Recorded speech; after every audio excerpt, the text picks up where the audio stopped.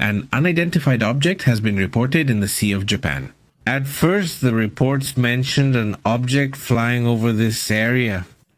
This is where the object had been detected, but it has now been confirmed that it is, at least according to what they say, a missile. After several months, North Korea launched an unidentified ballistic missile tonight. This was toward the East Sea, or Sea of Japan. Apparently, this would be a test that comes just a few days before the annual summit of the Asia-Pacific Economic Cooperation Forum, Asia-Pacific Economic Cooperation.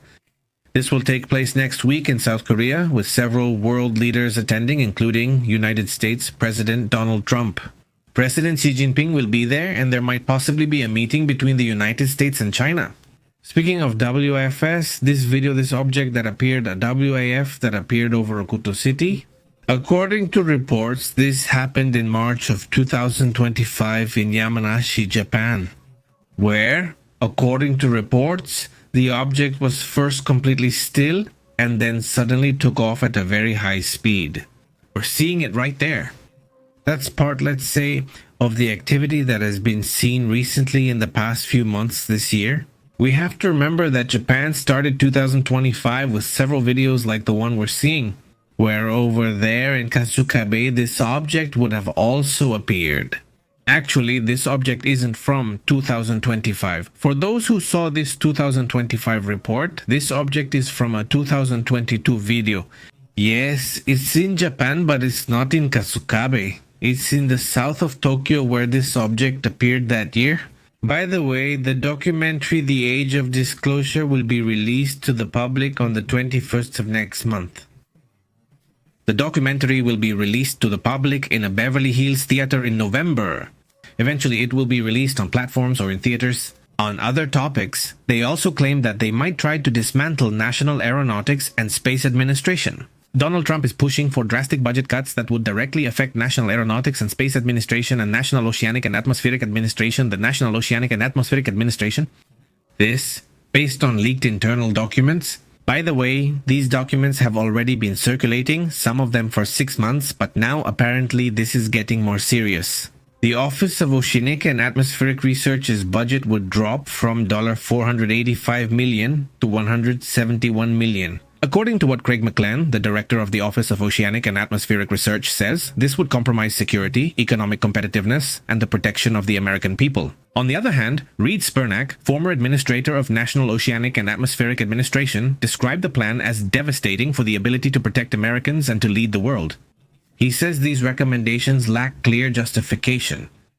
The cut would also affect the National Marine Package Service with more than $324 million less, weakening efforts to conserve habitats and recover species. In total, National Oceanic and Atmospheric Administration would face cuts of $1.3 billion, affecting climate research and external programs, such as grants for climate change research. The cuts would also reach National Aeronautics and Space Administration with a loss of at least 20% of the total budget and deep reductions. But they even talk about taking it further and basically leaving National Aeronautics and Space Administration with nothing so that private companies can take the positions that National Aeronautics and Space Administration used to have. The plan would also include closing the Goddard Space Center in Maryland, which employs around 10,000 people. They are seriously affecting the national scientific infrastructure. Casey Deer, an expert at the Planetary Society, stated that this would represent an extinction-level event for science at National Aeronautics and Space Administration, and a way of budgeting which would not leave, let's say, room for National Aeronautics and Space Administration to be making new discoveries. Many sectors, such as agriculture and emergency management, for example, need all the scientific data that National Aeronautics and Space Administration provides. It's clear that National Aeronautics and Space Administration also provides this data. This also allows calculations, such as predicting crop growth, how certain security issues will be addressed, even to prevent, for example, the well-known fires, as well as hurricane, tornado, and other disaster prevention. All of that then would also have an effect on other important issues as well. Let me tell you what's happening with this massive egg recall in the United States due to the risk of Salmonella. Affected batches are already circulating in several states, such as Arkansas and Missouri. The United States Food and Drug Administration has expanded the egg recall in recent days after detecting Salmonella contamination. At the Black Sheep Eggs Company processing plant, located in Arkansas, a total of 40 environmental samples tested positive for the bacteria. This was discovered in the facilities, prompting a health authority alert. Salmonella can cause severe intestinal symptoms, diarrhea, fever, nausea, abdominal pain, and can even be dangerous for children and the elderly. Also for people with weakened immune systems. The Food and Drug Administration explained that these exceptional risk situations must be taken very seriously when they carry out their own screening. So, people who have purchased eggs from the affected batches should return them to the point of purchase, according to reports. An earthquake has been reported in Ecuador, a magnitude 5 earthquake according to what is known. This is the earthquake in the country's south. It may have been felt in northern Peru. This magnitude 5 earthquake is not expected to have caused much damage or anything like that.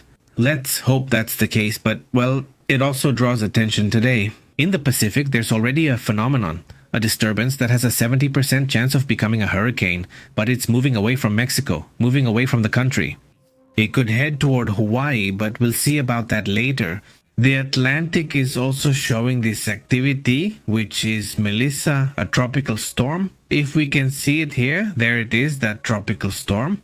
It would head towards Central America. If we look, it would go this way, but it changes course and heads north. Now it's going to pass through Jamaica, Haiti, and Cuba. It's going to keep moving up, and possibly by the time it reaches Haiti and Cuba, it will already be a hurricane. This would be on Saturday. It's moving slowly. It's a slow hurricane or potentially one since it's still a tropical storm. But from now until Saturday at around 2 p.m., that's when it would become a hurricane and it would be very close to Jamaica and Haiti. After that, it could head towards Cuba. It's a possibility that we'll still have to wait and see. In Dublin, the capital of Ireland, they reportedly went out to protest, even attacking a populated area, mainly by Irish migrants, upset about the lack of security, and also because of some tensions that have arisen with the migrant situation. This has led to these kinds of expressions, which in some cases have resulted in riots, even clashes with the police in that country. An intelligence report states that in recent months, there has been an increase in drug launches and drones from Russia. According to British intelligence, 5,000 drones were launched in September alone. Let's move on to other important information. Here I leave you several options for breaking news and also news related to geopolitics.